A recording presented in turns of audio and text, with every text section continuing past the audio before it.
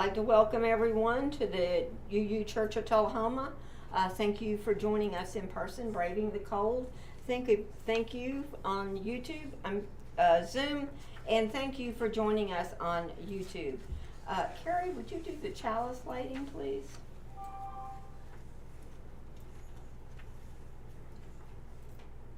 Oh, I lost my words.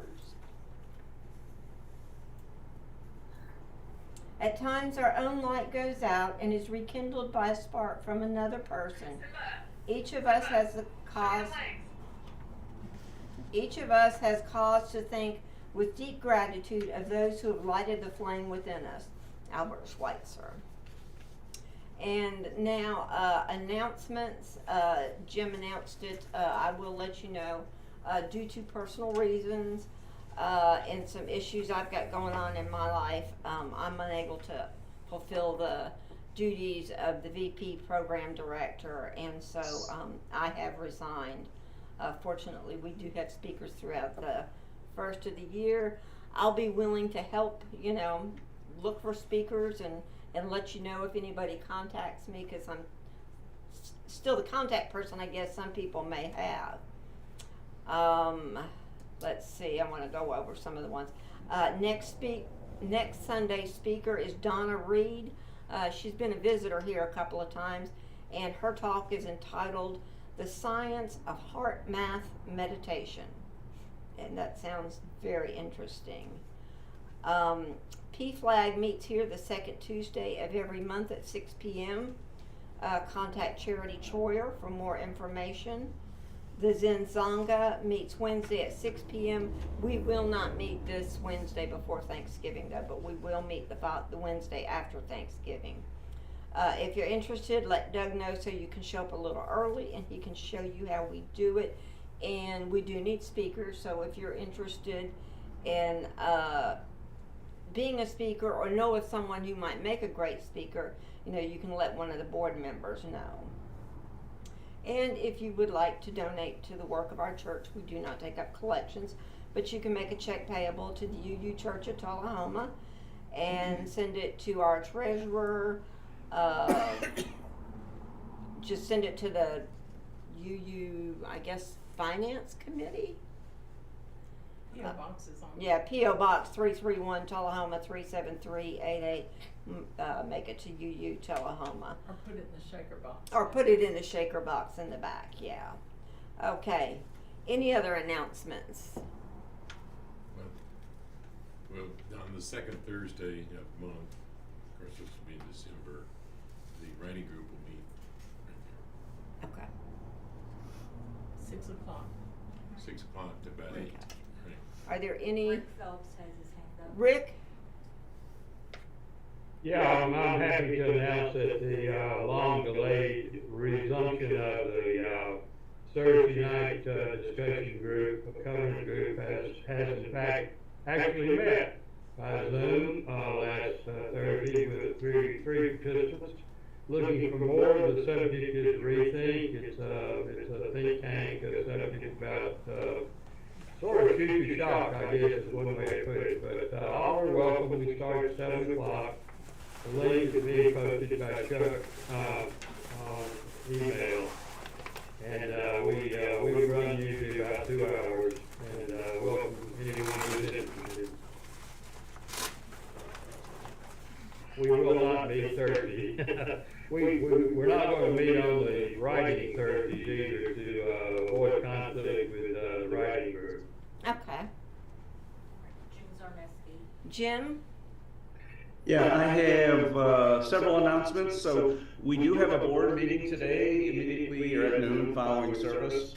A few things that we're going to discuss. 2 of them came out of the congregational meeting, the discussions that we had at the retreat. So the first is a ministerial committee. I think we'll be setting that up. The board will establish that committee. We'll also talk about more, or how frequently should we have congregational meetings and discussions. That was something that came up in that discussion too. Desire to have more interaction in that manner. And then also we'll be talking about how we get some more board members. And that's a real issue, folks. We really do need, we have 2 vacancies now. It's almost becoming challenging to get a quorum. So we do need more. So, and along that line, I am grateful for all the people who have stepped up and volunteered, the board members for sure, but then on the committees. We currently, the outreach committee is set up the way I think committees really should be. Almost all the members are non-board members. These are other members of the church who have volunteered to step up and help. So that's really how a committee should, from my perspective, how things should work. We certainly could use more folks that are non-board members on both the financial committee and on that ministerial committee that will be set up. So if you're interested in helping out the church, contact me or one of the board members. So that's it. Thank you. Thanks, Jim. Thanks, Jim. Are there any others on? No. Okay, any other announcements? Okay. This week's responsive reading is just actually a reading. It's on it's 506 in your hymnal if you want to follow along. May the glory of the passing away of autumn lie about us, fresh gold for a time, and when the dark comes in the cold, may we remember how today we stand in glory, how we walk in bounty heaped upon the earth's carpet, and how we move knee-deep in abundance, flung against night's winter curtain. We are thankful for its coming and for its passing. Let it be. And that's Barbara J. Peshan. And now it's time for our speaker. And I don't even really remember how I got connected to Jack. All I knew is my mother had died and I was hurting and I needed help. And I guess I got on the internet and somehow I got connected with Jack.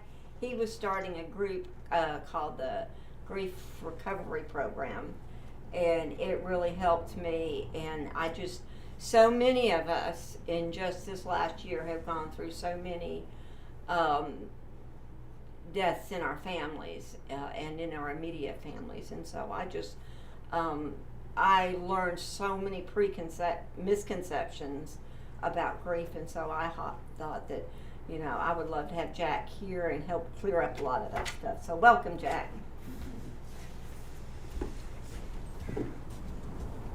Thank you, Debbie. It's so good to be here with you. Those on YouTube, we're glad to have you with us as well. And like Debbie said, I lead grief recovery groups here in Tullahoma. Those are open not only to those who we have had on our hospice services, but to those in the community. We are very community oriented. As you see, we give out resources. We help people by phone, not only by group. I help people one-on-one as well. I'm with the Compassus organization here in Tullahoma. We obviously help people through their time of need with hospice, but also we do palliative care, which is also similar to hospice, but it's kind of a transition sometimes.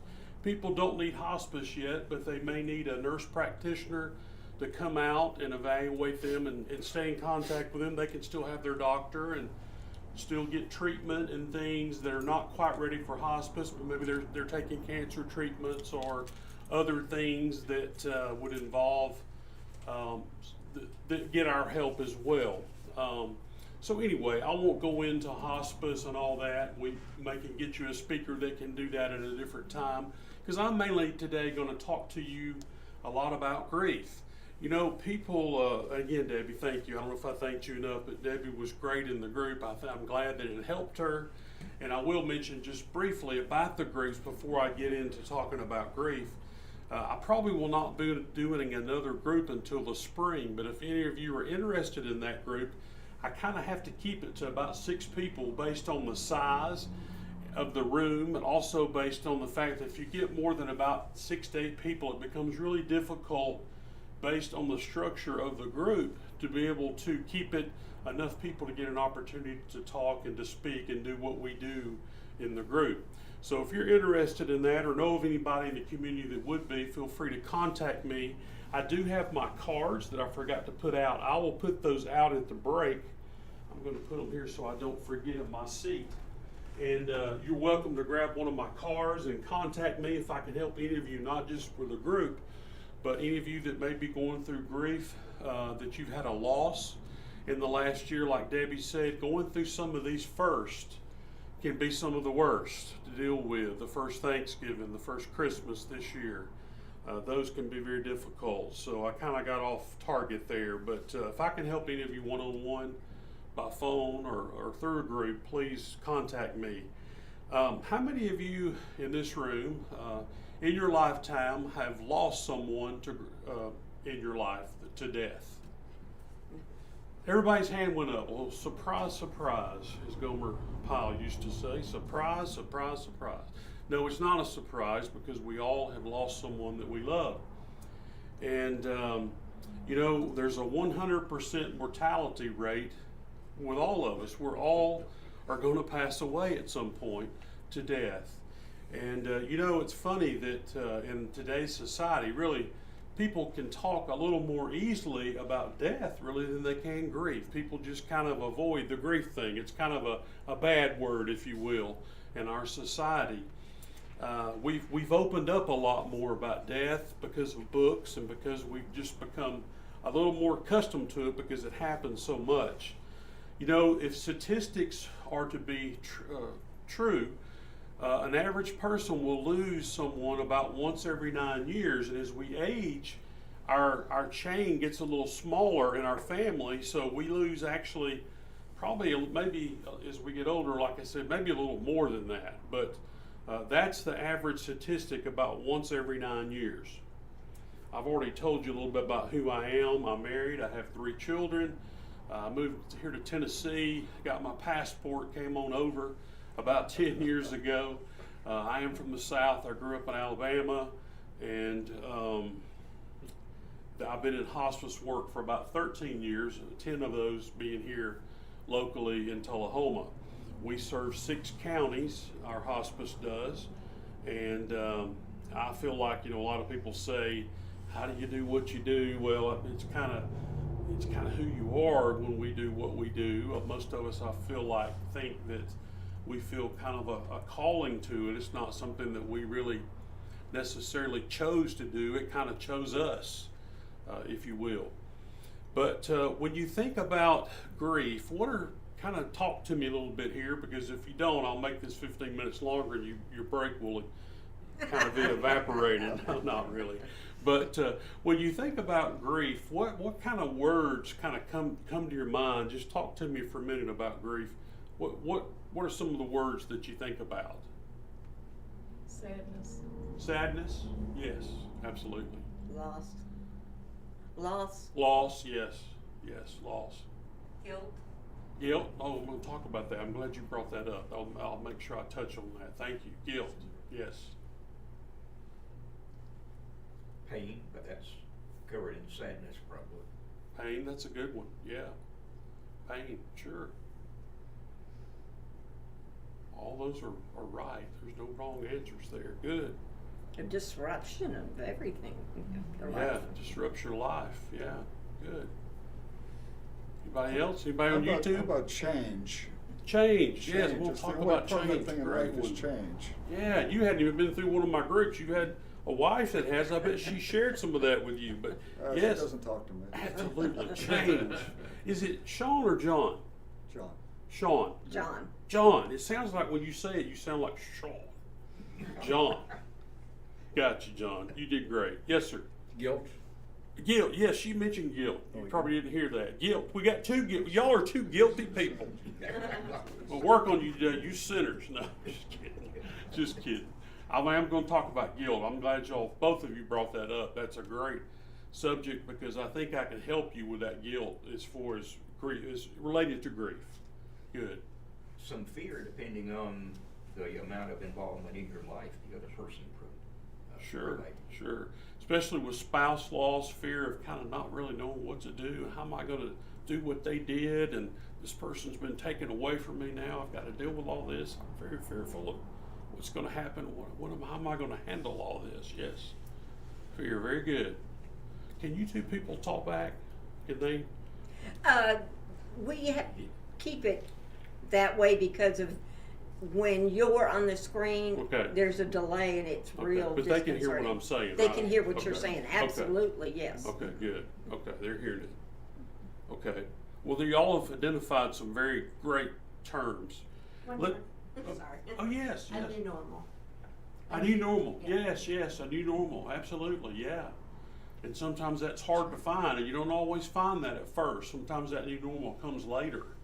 Doesn't always come, and many people tell me that, I just don't. I don't know what my purpose is going to be. What purpose do I have now? With a mom that's on hospice and she passes away, and that's been my purpose. I go to that facility very often, or I stay there every day, and then now what am I going to do? I've had people tell me, I drive by there and I pull in, and I realize I'm not there anymore. That's been my purpose for 2 years, a year, 6 months. What do I do now? So yeah, new normal. So let me tell you what the Grief Recovery Institute, where I got my training, and a lot of my training in grief. Some of my grief training came by doing homebound, nursing home, hospital visitation. But a lot of my training came through the Grief Recovery Institute, and this is their definitions of grief. Grief is the normal and natural reaction to any loss. Now, when I say any loss, they've discovered there's over 40 kinds of losses that can be considered grief. Retirement, empty nest, for a lady, a miscarriage, bankruptcy, moves, can create an enormous amount of grief. So it's not just as we think of it as death, and obviously that's the main one, but there's over 40 kinds of losses. And I'm not going to, I just named about 5 or 6 that can be considered grief. So it's the natural and normal reaction to any loss. It's also conflicting. I think, John mentioned, you mentioned conflicting? Change. Change. Conflicting. That it is it, yes. Yes, grief is the conflicting feelings caused by the end or change in a familiar pattern of behavior. So the conflicting feelings that we have that's created by a change or familiar pattern of behavior. So Thanksgiving, the change that comes with not having that person in your life when you're sitting around at Thanksgiving. I've had people tell me, that they set a place for them because they always had their place. So they just set a place for them like they were there, and they talk to them as if they were there, and that's all okay. There's no wrong way to do that. I'm getting dry, so I'm going to get my drink. I apologize. That's why I brought it. I dry when I speak. So that change occurs that John mentioned.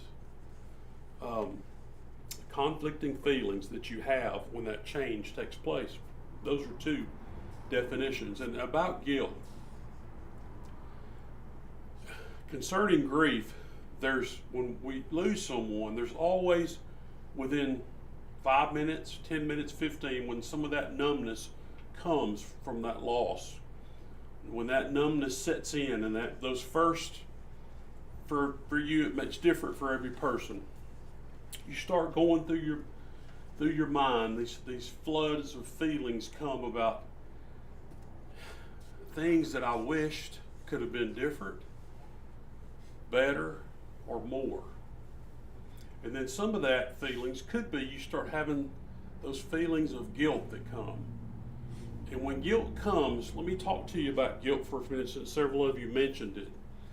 Guilt, when you leave here today, not when you're driving, but when you're in a computer or on your phone, look up the definition of guilt. Guilt is a legal term that means someone is being tried, being on trial for with an intent to harm. They had an intent to harm someone. So say your mom or your dad was in a nursing home or whatever, and say you pushed them and they fell and they broke their hip. Well, yeah, that you should have guilt over that because you had an intent to harm.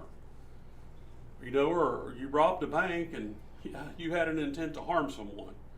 Those are instances where you would have guilt. But for the majority of us, we shouldn't have guilt when our loved one passes away because we didn't do anything to harm them. But we do have those regrets of things that we wish maybe could have been a little different. We wish could have been a little bit more. We wish they would have had more of a longer life. Even if they were 90, we always wished there could have been more. They could have lived to be 100. I had that with my grandmother. She was 91 or 92, but I really felt like because she was in pretty good health that I wanted her to live to be 100. There's nothing wrong with that. So yes, I wanted more. Different, better, and more. So those are things that maybe can replace some of those guilty feelings that maybe some of you have felt when your loved ones have passed away. So think about that term guilt and look that up later and make sure that I'm telling you right. But that's from my research with the Grief Recovery Institute. We want to kind of replace, because if you replace that word guilt, if you don't, you're going to carry that 50-pound sack on your back for the rest of your life, when you can be free from that by just replacing that word guilt.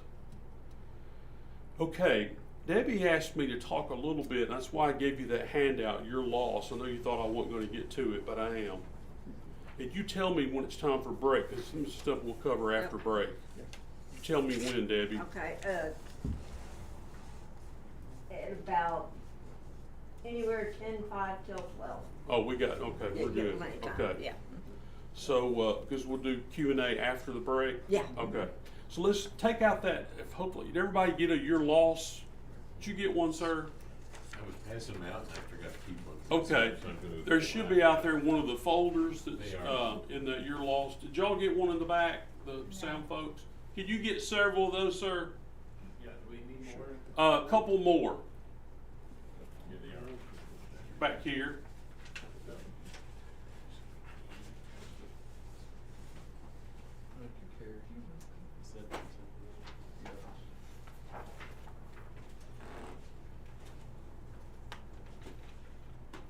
I'm just gonna close it. I feel like I'm closed every day.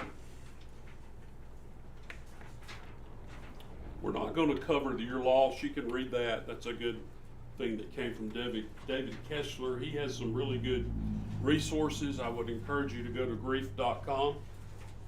He has a lot of good resources on grief, free articles. There's some videos you can watch. Obviously, the folks that I train with, the Grief Recovery Institute, you can go to, what is the website? www.griefrecoverymethod.com. Those are the two that I would really suggest that you get some help from if you would like to look at their websites. That's where some of this came from. And then there's Grief Watch. That's where a lot of this physical, emotional, social, behavioral information came from. Debbie asked me to touch on a little bit about what grief can do to you physically, emotionally, and those things. So that's on page 2. I'm going to touch on some of this. You've got it there. You can read it. But yes, grief can affect you in a lot of ways. It can take you down physically, literally. You know, I like to call it, we're in football country, and I won't talk about Tennessee last night. I'm not a fan of Tennessee, but I'm sorry that for the pain of your loss, if you need counseling, I'll be available after the service. But I call it SEC, and this is me. I don't have a lot of original stuff, but this came from me. SEC, sleeping, eating, and concentration. Those are the 3 areas that really can be affected by the physical symptoms of grief. And usually when I'm talking to someone on the phone, or I'm one-on-one with them, I'm going to ask them, how are you doing with those 3 things? And so it talks about here in the physical symptoms of grief, feelings of unreality, hyperactive or underactive, physical distress such as chest pains, abdominal pains, headaches, nausea, change of appetite. There's that thing, eating. Weight change, eating. Fatigue, sleeping problems, I just mentioned that. Restlessness, crying and sighing, feelings of emptiness, shortness of breath, tightness in the throat. Emotional, numbness, I mentioned that already. Sadness, anger. Some of these words y'all mentioned when we talked about grief. I asked you what the definitions that you would give for grief. fear, relief, irritability, guilt, there's that word, loneliness, longing, anxiety, meaninglessness, apathy, vulnerability, abandonment, and then social, oversensitive, dependent, withdrawn. That's a very big one. When you isolate, that's one of the worst things you can do when you're having grief. Avoiding others, lack of initiative, lack of interest, and then behavioral, forgetfulness. I've heard of a lot of people after grief have an accident, stubbing their toe, falling down, backing into somebody. And that again, part of that's that concentration, because when you have grief, your heart's broken, your head doesn't work, so your spirit doesn't soar. Okay? So forgetfulness, searching for the deceased. I've heard people say, I've been a caregiver for so long, I've heard them call my name. They needed help, so I wake up and I hear them calling my name again, then I realize they're not there. That's another definition of grief I forgot about. Grief is like reaching out for someone who's always been there, to reach out one more time and realize they're not there. Or in a relationship that wasn't so good, it's like reaching out for someone, say like in a divorce. That's another one of the 40 losses that can be considered grief. It's like reaching out for someone who was not there, was not ever there, and then realized that they never were there. Something to that extent. I'm not sure I got that wording right, but it's similar to the one that I read before that. Anyway, slow thinking, dreams of the deceased, sense the loved one's presence, wandering aimlessly, trying not to talk about the loss in order to help others feel comfortable around them, needing to retell the story of the loved one's death. So those are just some symptoms in those 4 areas of grief. And she also wanted me to talk about, let's see here, what's next? I'm not going to go there, help through grief, symptoms of grief. You can read that, but she wanted me to touch on this very important subject of helpful and unhelpful comments.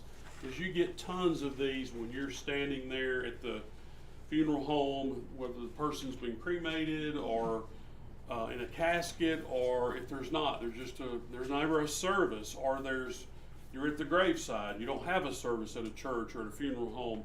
There's so many comments that are not helpful, but a lot of people don't know what to say, so they say the wrong things. I tell people, if you don't know what to say and you've not been given this education that I'm going to give you today, just don't say anything at all. Just give them a hug, give them your presence. Your presence is much more important than any present you can give them. Taking a meal to them is much more important than what you say to them. Just give them a hug. Tell them you're here for them and be present with them. But I'm going to go over a few unhelpful and helpful comments with you, okay? So it's very unhelpful to say to them, I know exactly how you're feeling, because you don't. Their loss is unique to them. I don't care if they lost a spouse and you lost a spouse. Your spouse was different than their spouse. You were not married to them. You were married to a different person. Yes, you both lost a spouse, but your spouse is different from their spouse. So never say, don't ever do it, I know exactly how you're feeling, because that's the wrong wording. You may have not known that today, and that's okay. But I'm here to help educate you that that is not a proper thing to say. The more helpful comment that's there on your list, we're on module 7. It says table 4 there, if you're following along with me in your notes. The better thing to say is, I'm sorry that you're going through this painful process. Something to that effect. Or I'm sorry for the pain of your loss that you're going through this.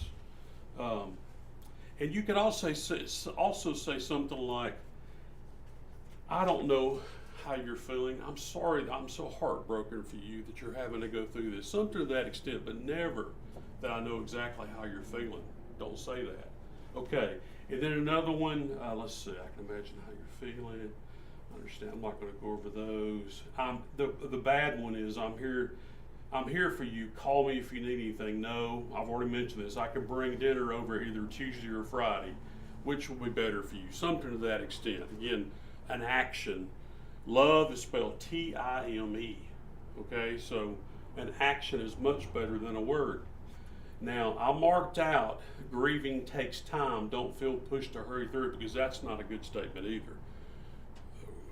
Grief just takes time is a myth of grief. So grieving doesn't just take time. So don't say that. But people do say to you, and I'm sure all of you have heard this, and it's a terrible thing to say. You should be over it by now. It's time you moved on. Oh boy, somebody says that, you just want to slap them. I'm sorry, in the name of Jesus. But anyway, that's a terrible thing to say to somebody, is that you should be over it by now. It's time you moved on. Okay, another one. You had so many years together, or your mom was, 90 years old. You're so lucky. No. I did not know your husband, or I did not know your mother. Will you tell me about him? What was your relationship with him like?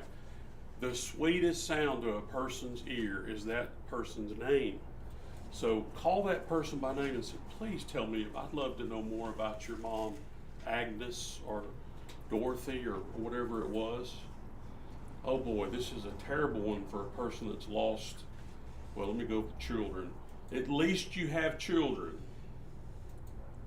At least you have children. You can have more children. How about that one? Oh, that's terrible. Here's another one. If you're married, you're young, you'll meet somebody else. Oh my goodness. You ask them questions like, what's the most scary part about facing the future without Darren or Dave or Tom? That's a better way to put it. Oh boy, this is another one. At least her suffering is over. She's in a better place now. You'll never forget your mom, will you? That's a better one.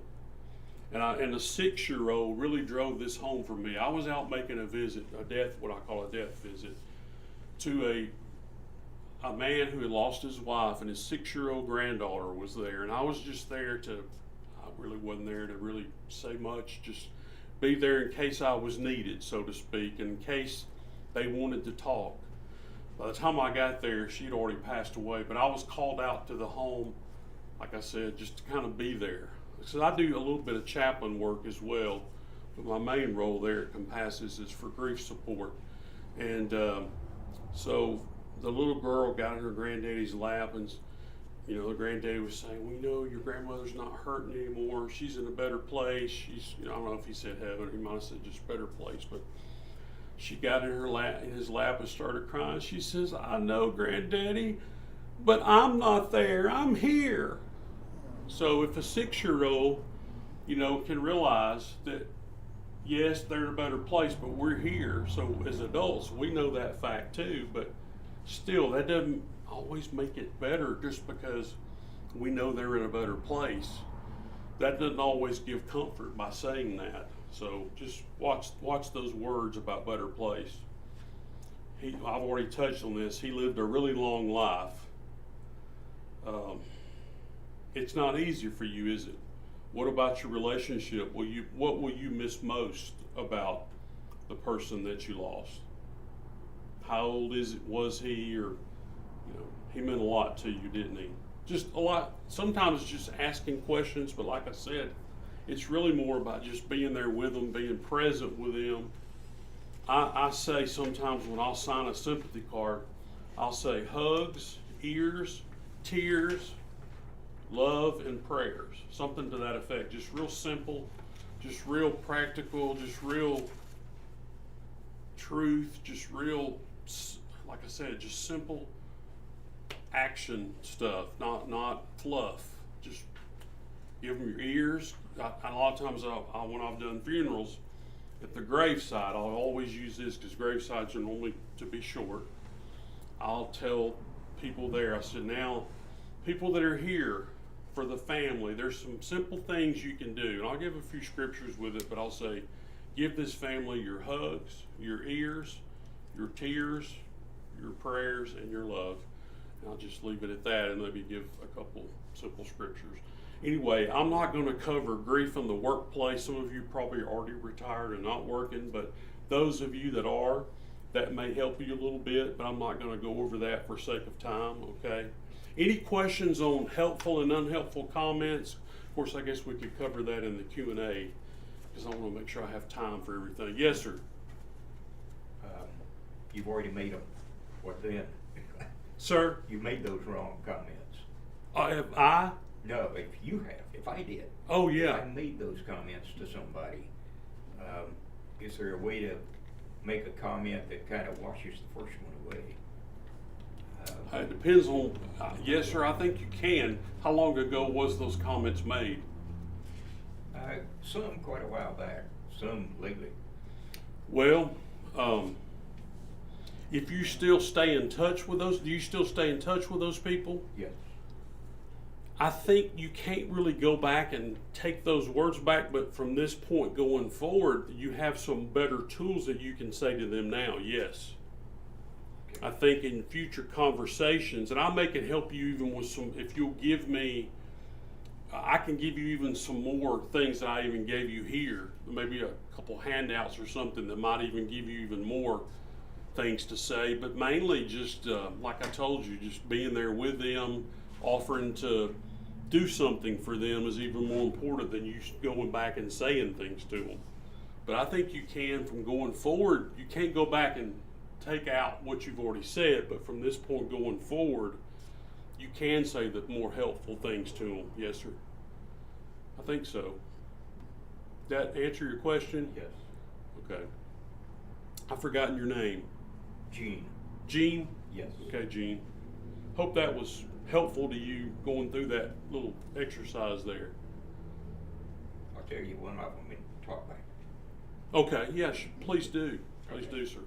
Okay, I'm going to skip the workplace. I told you that. Go to your holiday bill. We need to finish at 10 till, did you say? We got 5 minutes. So go to your holiday bill of rights page. With Thanksgiving being Thursday and then Christmas coming like 4 weeks behind that, I'm just going to go over this because we got about 5 minutes and I'm going to close out.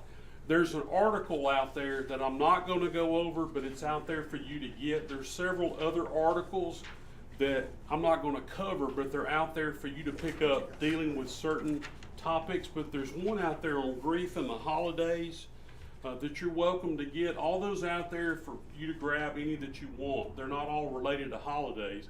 But this Holiday Bill of Rights has been around for a while, and I just think it's a great resource, and I think it's worth me reading to you. Obviously, you're going to get to keep it, but I just think it's really good. We had a little remembrance service this past Thursday. We try to do one a year for everybody that's passed away in our hospice, but also some of the people that were there. I don't know, Debbie, were you able to participate? I totally forgot. Okay.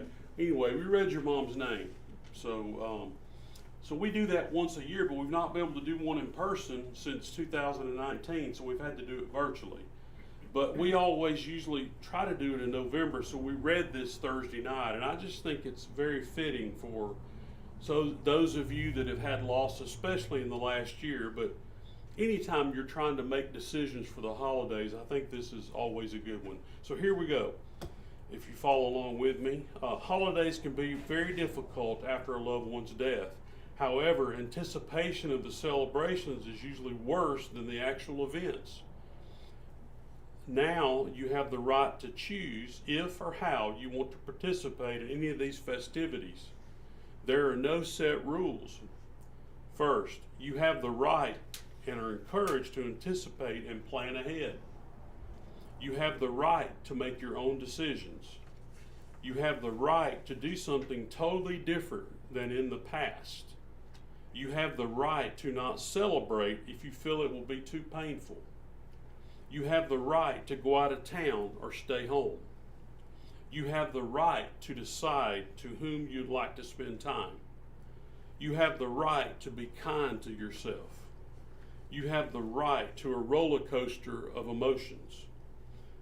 You have the right to reminisce about the person who died. You have the right to create rituals that honor your loved one. You have the right to cry in public. You have the right to laugh and to have fun without that word, the G word, guilt. You have the right to do something for others even in the midst of your pain. And then lastly, you have the right to change your mind at any time. And if you didn't get one of those, I apologize. I meant for all of you to have one. They're out there. I think they here, sir, thank you. I'll put them back out there, or you can come up here and grab one. But that's the Holiday Bill of Rights, and I think it's a great resource. There's also, in closing, one last thing that you don't have a handout for, but there's a thing in grief that you probably heard of called triggers. There's things, especially in the holidays, that can trigger your grief, that can just kind of set off a flood of emotions. And there's things in the holidays that can really trigger your grief. Sights, sounds, smells, the smell of Christmas, the smell of the Thanksgiving food. You walk into a store, you hear your loved one's Christmas song playing that you listened to together that you knew were their favorite songs.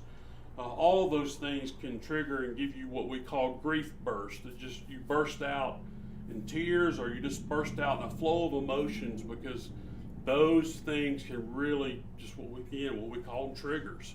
They just trigger your grief. Anything, little things, big things, anything can just trigger your grief emotions during the holidays. So be aware of those. And I think it's 5 till 11? Is that right? Yeah.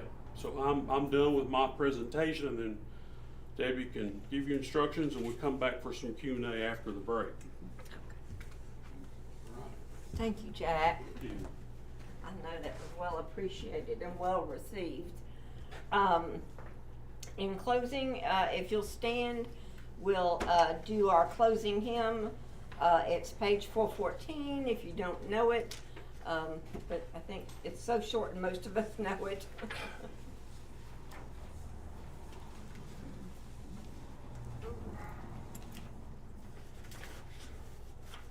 As we leave this friendly place, love give light to every face.